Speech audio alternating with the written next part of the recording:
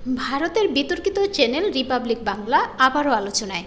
এবার বাংলাদেশের অভিনয় শিল্পীদের নিয়ে এমন এক মন্তব্য করেছেন চ্যানেলটির উপস্থাপিকা সোনালী সরকার, যা দুই বাংলার সংস্কৃতি মনস্ক মানুষদেরও বিস্মিত করেছে। এক ভাইরাল ভিডিওতে তাকে বলতে শোনা যায়, বাংলাদেশ থেকে যারা ভারতে এসে কাজ করছেন, যারা এখানে খাচ্ছেন, নাম করছেন, যশ কামাচ্ছেন, তাদের কি কোনো দায় নেই? তারা কি নিজ দেশের কোনো অবস্থানের প্রতিবাদ করবে না? তারা শুধু সুবিধা নিতে এসেছেন। তিনি স্পষ্ট ভাষায় বলেন, এই বাংলাদেশি অভিনেতা অভিনেত্রীদের ঘাড় ধাক্কা দিয়ে বের করে দেওয়া উচিত। স্বর্ণালীর অভিযোগ, বাংলাদেশের রাজনৈতিক পরিবর্তনের পর কিছু শিল্পী ভারতে এসে জায়গা নিচ্ছেন, অথচ নিজ দেশের সমালোচনার মুখে তারা নিশ্চুপ। তিনি প্রশ্ন তুলেন, এটা কিভাবে বন্ধুত্ব?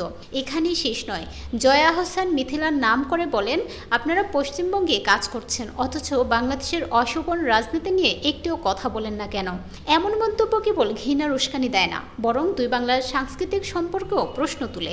প্রশ্ন হচ্ছে, একজন গণমাধ্যম কর্মী কিভাবে এত সরাসরি বিদ্বেষমূলক কথা বলতে পারেন?